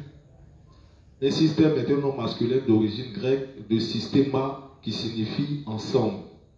C'est aussi une combinaison d'éléments réunis de manière à former un ensemble. Donc du coup, quand il s'agit d'un espace physique, quand on va aller prendre l'espace physique, c'est pourquoi avant d'arriver à cette étape, on a d'abord présenté les instances. Et à partir des instances, quand on arrive sur la cour comment on appelle ça, des ministres qui constituent les différents pasteurs qui vont occuper chaque direction, quand il s'agit d'élaborer un système, c'est tout ça, on va mettre ensemble. C'est nous tous, on va se mettre ensemble et puis chacun va apporter, selon le registre dans lequel ils l'ont mis, il va apporter sa stratégie de combat. Comment les chants peuvent intervenir ici, comment la DENAI peut intervenir ici, comment le volet social peut intervenir ici. Et puis, on va réunir toutes les idées et puis on va se mettre ensemble pour aller. C'est ce qu'on appelle un système. Ensuite, dégager les moyens et tout ce qu'il faut. Si c'est le livre, si c'est le matériel, tout ce qu'il faut, accompagnement. Si c'est pour faire un mini-concert, si c'est pour faire une conférence, si c'est pour faire un séminaire, toutes ces choses se préparent ensemble. Et puis, le matériel, tout ça, ça demande l'argent, tout cela, durant tout ce temps qu'on va faire, si c'est 2 semaines, vous mangez quoi, vous faites quoi, tout ça, ça se prépare à l'avance. Mais ensemble, on le fait, chaque direction apporte sa participation. Quand on définit un projet, quand on définit un temps, quand on définit un espace à prendre, chaque direction apporte sa participation, soit en homme, soit en temps, et puis ensemble, on s'en va le faire. C'est tout ça qu'on appelle un système de combat. Ça va, non? Donc, c'est ce qu'ils sont en train de définir ici. Vas-y. C'est donc l'ensemble ordonné d'idées scientifiques, philosophiques, etc. Ensemble de termes définis par les relations qu'ils entretiennent entre eux. Mode d'organisation d'une structure, ensemble des méthodes... Non, on se comprend, non? On met tout cela ensemble, ils s'organisent ensemble. Chacun dans son registre met une stratégie en place ou un système, et puis on va sans qu'on arrive, on sait que les chants, voilà ce qu'ils doivent faire. La DENAI, voilà ce qu'ils doivent faire. Tant, les inspecteurs, Voici leur rôle qu'il doit jouer dans la prise des territoires en ce qui concerne l'espace physique. La cour des sages, voici les rôles. Donc les rôles sont bien partagés. Et puis chacun fait sa partie. Chacun joue son rôle. Voilà, chacun joue sa partition, si tu veux. Vas-y. Ensemble des méthodes de procédés destinées à assurer une fonction définie ou à produire un résultat. Moyen habile pour obtenir, réussir quelque chose. Appareil ou dispositif formé d'éléments agencés et assurant une fonction déterminée. Donc c'est les mêmes choses. On se met ensemble, l'objectif c'est qu'il ressort, on se met ensemble, chacun selon son registre, et puis on va faire le travail. Vas-y, deuxième chose, stratégie. C'est quoi une stratégie? Donc on a fini de faire le sondage pour dégager un ensemble d'éléments en ce qui concerne l'espace physique et l'espace humain. La deuxième chose, on fait quoi? On met une stratégie en place. Le plus souvent, vous les juges, vous partez tomber sur front, vous n'avez aucun plan. Vous n'avez aucun plan. C'est quand vous arrivez là-bas maintenant, si le champ, c'est là où vous cherchez à réfléchir. Demandez au chef là, pour faire débat, là, ça se prépare. En introduction, voici ce qu'on va dire. Dans le développement, puisque c'est un temps réduit, c'est pas là-bas on réfléchit. Une fois sur le terrain, tu n'as plus le temps de réfléchir. C'est ton plan que tu mets en exécution. Ça va, non? Or, vous, le rêve que vous faites, c'est quand vous arrivez, tellement vous avez confiance en vous. C'est-à-dire que pour vous, l'évangile de l'esprit règle tous les problèmes. Donc, dès qu'on vous dit à front net, vous pensez que c'est l'évangile de l'esprit, on s'est expliqué là-bas. Pas tous les fronts on explique l'évangile de l'esprit. Tu es en face d'un scientifique, tu ne dis pas d'évangile de l'esprit. Lui, il croit en la science. Toi, tu dis quoi? Il dit la science est réelle, elle est concrète. Vous, votre Dieu, c'est une histoire de foi. Toi, tu dis quoi? Tu dis non, évangile de l'esprit. Il a fait quoi ça? La science me fait voir les immeubles. La science me fait voir les grands ponts. La science me fait voir les gratte-ciel. La science me fait voir les voitures AMG des dernières générations. Toi, tu dis quoi? Tu veux me parler d'évangile de l'esprit. Ça parle pas. Donc, ce n'est pas tous les fronts va avec l'évangile de l'esprit. Donc, c'est pourquoi quand quelqu'un vient vous chercher, demandez-lui toujours. Quand vous avez échangé là, l'échange était porté sur quoi? Et comment la personne, qu'est-ce que la personne a dit ou qu'est-ce qu'il disait concernant le sujet. Voilà. Et puis, quand le compte rendu est bien fait, on s'en va, on se prépare. Si je sais que je ne maîtrise pas ce domaine, je regarde dans l'église qui maîtrise le domaine et puis c'est avec lui que je m'en vais. Quand je suis coincé, il m'appuie et puis on fait le front, ça passe. Ok, donc il y a toujours un système et une stratégie à mettre en place. Ma soeur, tu as compris, non? Même si c'est ton papa, il y a toujours un système et une stratégie à mettre en place. Voilà, tu es dans la maison, tu passes ton temps à observer ton papa. Qu'est-ce qu'il aime? S'il aime les cadeaux, si le soir, quand il aime boire vin, chaque jour tu viens une bouteille de vin. Ça, tu es en train de griller son cœur comme ça. Parce que le vin réjouit le cœur. Donc tu es en train de griller son cœur comme ça. De telle sorte que le jour tu vas t'asseoir à côté de lui pour lui parler, il ne peut plus te chasser. Et si tu chasses, il n'aura plus de vin. Donc là, tu l'as mis dans un dilemme comme ça. Vas-y. Stratégie. Une stratégie est un art de coordonner l'action de forces militaires, politiques, économiques et morales impliquées dans la conduite d'une guerre ou la préparation de la formation d'une nation ou d'une coalition. Art de coordonner des actions, de manœuvrer habilement pour atteindre un but, la stratégie électorale. Donc la stratégie, c'est tout le plan qu'on va mettre. Ici, là, quand il y a élection, qu'est-ce que les politiciens ils font? Ils mettent une stratégie, hein? Tu vas voir qu'avant ça, là, dans la députation, là, le gars il va chercher à mettre tous ces éléments. Il regarde les peuples majeurs. Qu'est-ce qu'il fait? S'il sait que les bavlés sont nombreux, il s'en va corrompre ceux qui sont à la tête. Et puis tout ça, c'est dans quel but? Pour gagner l'élection. C'est pas ça? Par exemple, si les États-Unis veulent attaquer, par exemple, l'Irak, ils savent qu'eux aussi, ils sont prêts. Donc, il faut quoi? Il faut une coalition. Hein? Il faut qu'ils se mettent ensemble. Il faut qu'ils demandent l'appui de l'OTAN, tu vois, non? Et puis, ensemble, chacun va apporter sa participation. D'autres vont apporter un support aérien.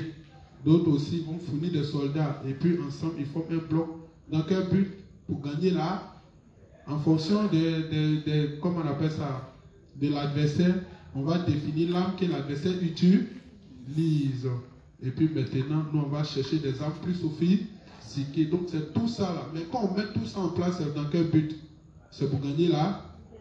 Donc, ce terme est beaucoup utilisé dans les systèmes de guerre. Donc, quand on rapporte ça à nous, nous qui voulons prendre les territoires, nous qui voulons prendre des espaces, nous aussi, il nous faut mettre une stratégie en place.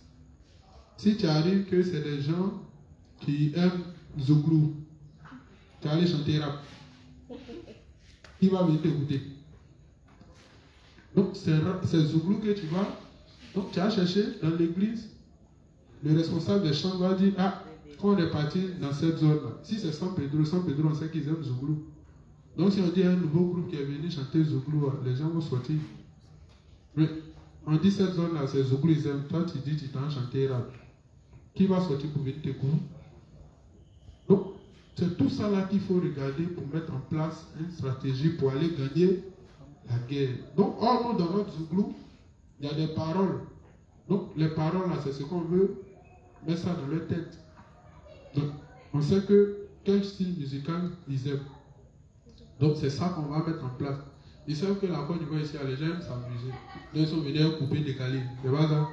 Voilà, ils ont coupé, décalé, ça a pris. Maintenant, ils sont passés à une autre étape. Ils savent que ce qui peut faire facilement la promotion de la perversité, c'est le rap. Puisque aux États-Unis et autres, là, c'est quoi ils n'ont plus pour détruire la mentalité des gens? C'est le rap. Dans les clips, les filles se déshabillent et puis c'est pas ce qu'ils sont en train de faire. Voilà, donc le coupé décalé a amené le mouvement à un niveau. Le rap maintenant va continuer le travail. Donc c'est la même chose. Donc nous aussi nous devons mettre des plans. Vas-y. Petit 3, élaborer. C'est concevoir, mettre en place, c'est créer ou inventer. Nota bene. Le système et les stratégies à mettre en place ou à créer sont fonction des résultats des sondages ou inspections. Donc vous entendez bien. Donc les systèmes là, et les stratégies à mettre en place sont fonction du compte rendu. Donc si le compte rendu est mal fait, c'est vous qui allez nous amener à là-bas. Donc il faut un très bon compte rendu. C'est pourquoi le plus souvent au départ, quand on avait commencé les évangélisations au Maroc, quand les gens partaient et puis ils venaient, la responsable d'évangélisation disait de faire un compte rendu. Mais ça faisait très rire. Quand on est parti, sur la route, on avait soif. Donc, on a vu une glacière. Dans la glacière, là, il y avait de l'eau, 5 francs, et puis il y avait de l'océan. Mais comme on n'avait pas l'argent, donc on était obligé de prendre l'eau 10 francs. Donc, dès qu'on a pris, on a bu d'abord.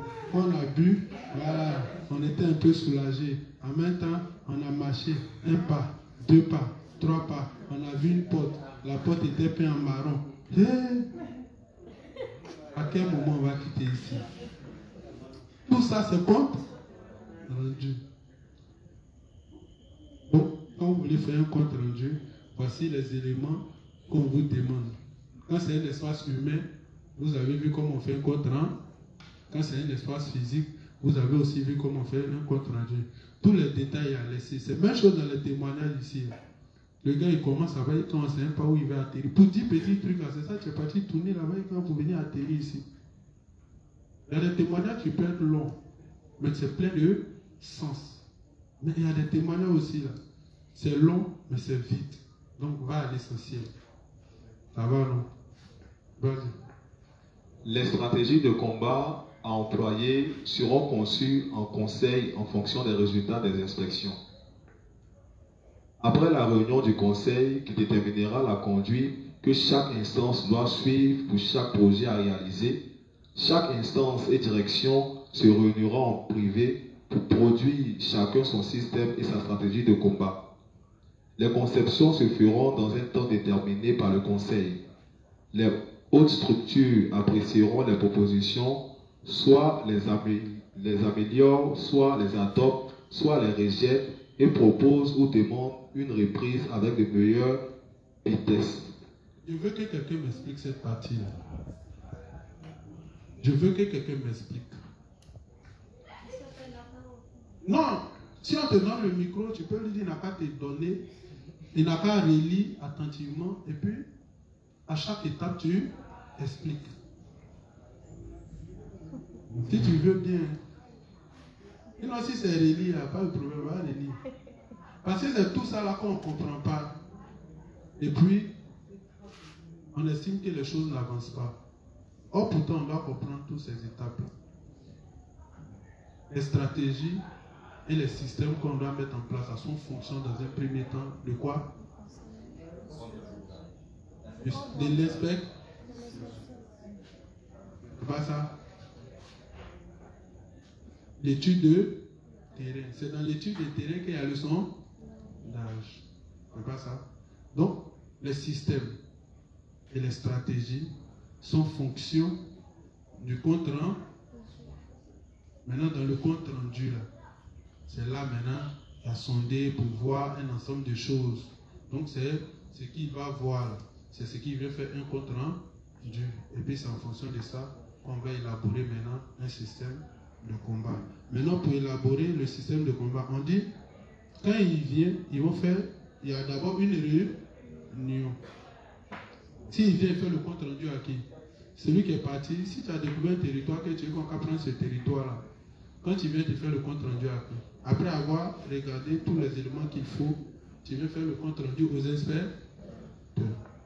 Maintenant, les inspecteurs vont soumettre ça soit à la cour des sages, soit à la cour divine. Et puis une réunion sera organisée. Le but de la réunion, c'est de faire quoi? Regrouper toutes les directions. La réunion se fait avec toutes les directions. On va voir les directions. On va voir les différentes directions. La réunion se fait avec toutes les directions. Et quand on fait la réunion avec les directions, on leur fait le compte rendu. Donc, en fonction du compte rendu, ils doivent nous produire un système et une stratégie de compte. Quand vous faites le compte rendu, là, vous préoccupez les différentes directions. Les chantres, là, celui qui a la tête, là, on fait la réunion avec lui. La DNAI, direction des affaires politiques, direction des affaires et gestion des finances. Et puis, chaque direction va participer à la réunion. Il va écouter le compte rendu. Une fois qu'il a écouté le compte rendu, il va maintenant, chacun va se retirer pour aller produire quoi? Une stratégie et un système dans ton registre. On ne t'a pas dit, toi tu es chante, il faut aller produire un système de combat et de stratégie pour celui qui est soit à la DNIC, Direction nationale d'information et de communication. Toi, tu fournis ta stratégie en fonction du compte rendu qui est venu. Tu dis, nous les chantres, voici ce qu'on peut faire. Vous allez écrire. Ah, comme on a vu que là-bas, c'est tel type de personnes qui sont là-bas, voici ce qu'ils aiment tant à temps, nous, voici ce qu'on peut faire. Je Loisir aussi dit, bon, comme c'est comme ça, nous, voici ce qu'on veut faire. Comme ils aiment jouer ballon là-bas, on va prendre des équipes ici, on va aller les affronter, et puis on va en profiter pour faire. Et donc, chacun fournit. Mais, Jeu Loisir peut s'associer avec, comment on appelle ça, service des fêtes. Donc, elle organise les jeux, hein, et puis en même temps, service des fêtes en profite pour organiser une fête. Hein, et puis, eux aussi peuvent associer les chants pour un conseil. Donc, tout ça, c'est la stratégie. En même temps, on en profite. Direction nationale d'évangélisation est associée. Pendant qu'ils font la fête, ils en profitent avec leur équipe pour prêcher les mots. Et puis, chacun produit une stratégie. Et c'est tout ça là qu'on met ensemble. C'est avec ça qu'on va aller sur le terrain. Maintenant, quand vous allez produire votre stratégie et votre système de combat, vous venez faire un compte rendu. Donc, dans le compte rendu, là, il y a des choses qu'on peut améliorer. Il y a des choses qu'on peut rejeter. Comme on peut tout rejeter parce que tu as fait hors sujet dans le compte rendu quand tu as fait ta stratégie et ton système ne peut pas s'avérer payé. Donc, il faut aller reprendre. On se comprend? Est-ce qu'on se comprend? Donc, reprends la lecture pour une dernière fois. Après la réunion du conseil qui déterminera la conduite que chaque instance doit suivre pour chaque projet à réaliser, chaque instance et direction se réuniront en privé pour produire chacun son système et sa stratégie de combat. Non, reprends depuis le début, mais NB. NB. Le système et les stratégies à mettre en place ou à créer sont fonction des résultats des sondages ou inspections.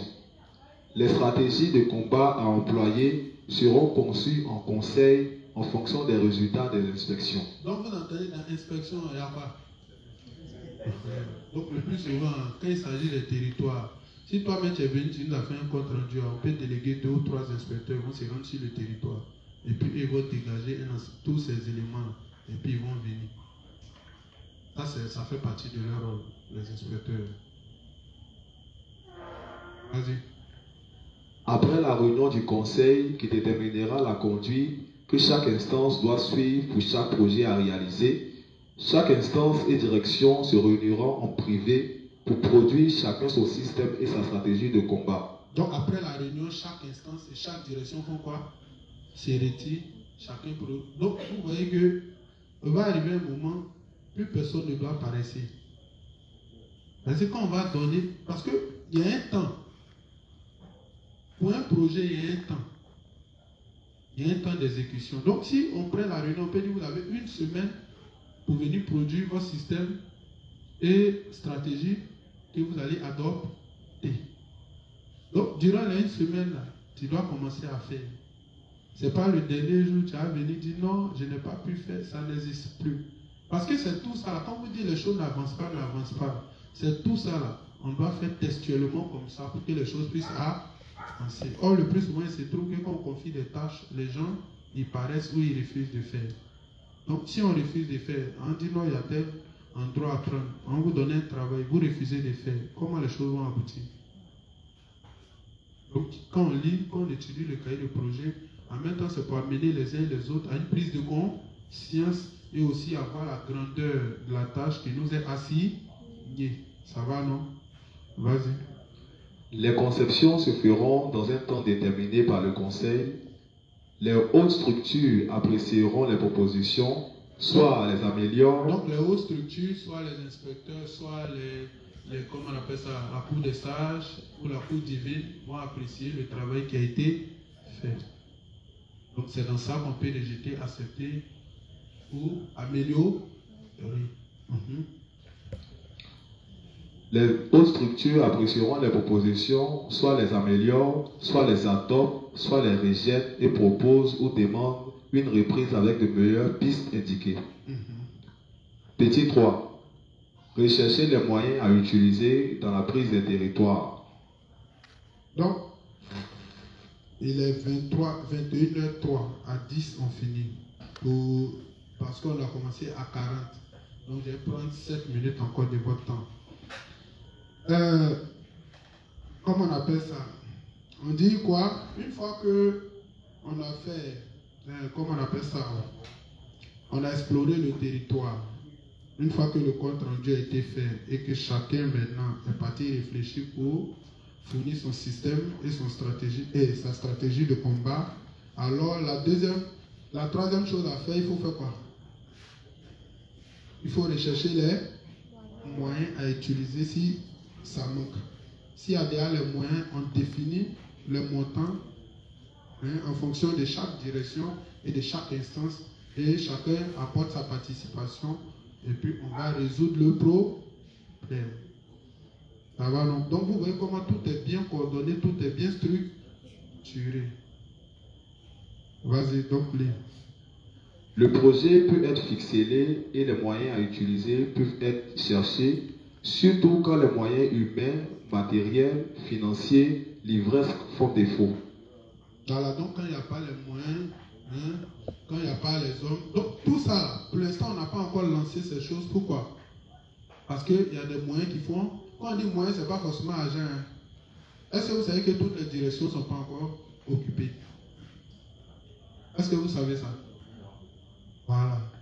Donc quand on va lire les directions, parce qu'après ça on va passer à l'étape des différentes directions. quand on va voir, vous allez voir que toutes les directions ne sont pas encore occupées. Donc, le fait que les directions ne sont pas encore occupées, comment on peut mettre ces stratégies-là en place? Même s'il y a déjà des représentants à la tête, il y a des directions qui doivent composer 14, d'autres doivent composer 20. Et puis tu vois, donc il n'y a pas toutes ces personnes-là. Donc actuellement, nous sommes à la recherche de quoi? De moyens humains.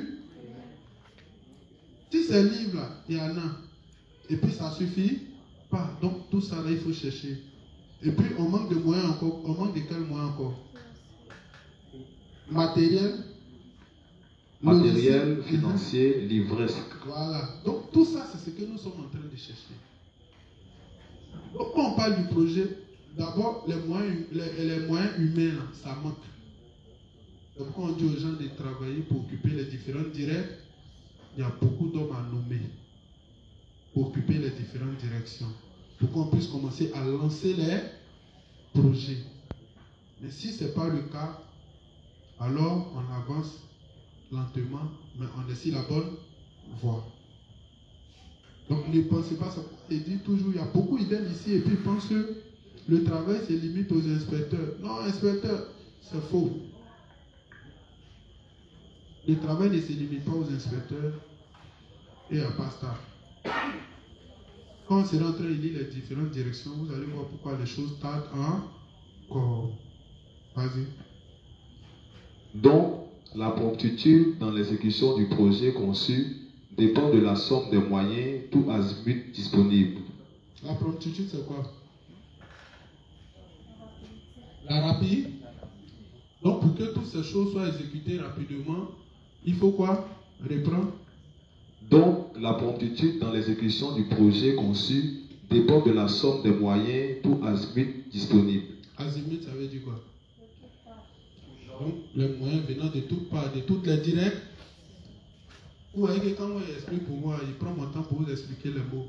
Mais tu as les livres des projets, tu vois azimut, tu n'as même pas défini azimut. Tu vas comprendre ce qu'il dit là comment. Et nous là, c'est ça notre problème. Même quand on lit les livres là, c'est ça aussi qui fait notre défaut. Un seul mot que tu n'as pas compris te permet à le moins de faire hors sujet.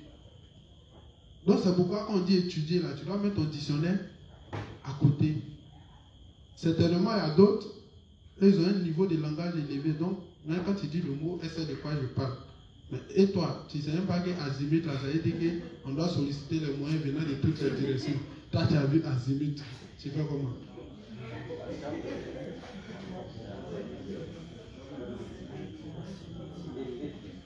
Voilà. Donc, chaque direction va apporter sa part et puis on va exécuter rapidement le projet puisque le projet se fait pendant un temps. Ça va, non? Donc, il y a beaucoup de choses à rechercher. Sinon, nous sommes sur la bonne voie. On suit le projet, on s'en va seulement. On va y arriver. On va former les gens, on va les placer. Mais il faut que les gens comprennent réellement ce que nous sommes en train de faire. C'est pourquoi on vient expliquer le cahier de projet pour que chacun puisse prendre conscience de la tâche même réellement qui est assignée à cette église-là. Et que pour y arriver, allô? Donc, ce qui veut dire que le micro dit qu'il est l'heure et que nous devons. Tu as fini de lire cette partie-là? Donc, il faut lire la dernière phrase et puis on va faire. Le micro dit il est l'heure. Pour ce faire, nous mettons en place des structures pour nous permettre d'avoir les moyens humains, matériels, financiers, livresques, didactiques, électroniques, informatiques et bureautiques. Didactique, c'est quoi?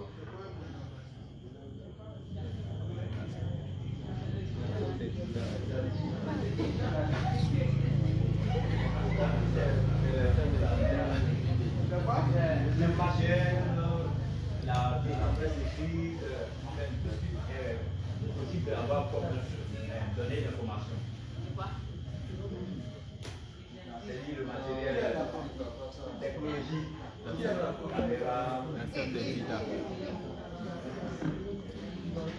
moi je pense que c'est d'abord l'imprimerie. C'est les appareils, tout ce qui est appareil pour imprimer les documents. Il y a Le moyen didactique, là, ça fait référence à l'enseignement. C'est-à-dire que quand tu as fini de prendre le territoire, tu as implanté ton église, qu'est-ce que tu vas définir comme enseignement durant tout ce temps que l'église est là, tout ça. Donc il y a tous ces moyens à rechercher.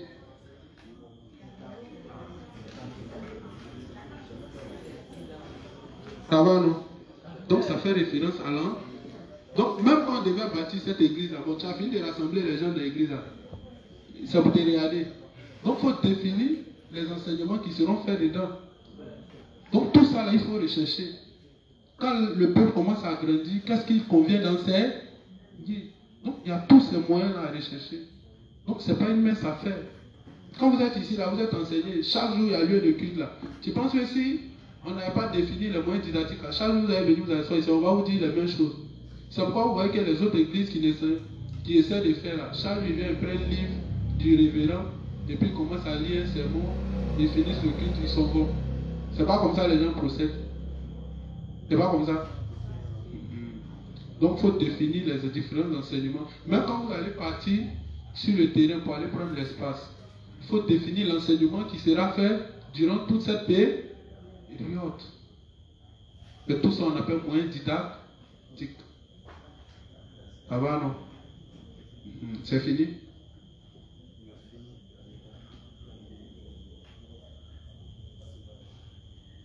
Il faut laisser, on va lire ça pour demain.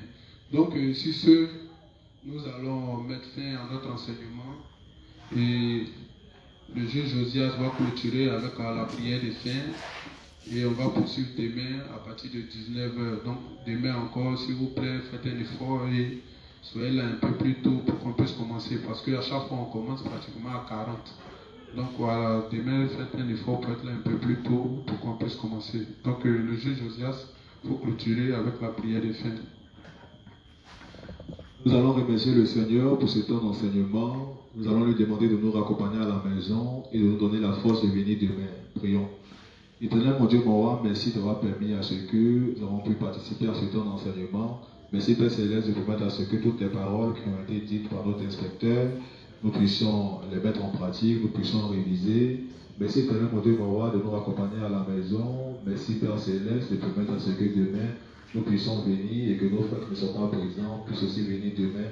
Merci Éternel mon Dieu, mon roi, de permettre toutes ces choses, grâce au nom de ton Fils Jésus-Christ, nous avons prié par la foi. Amen.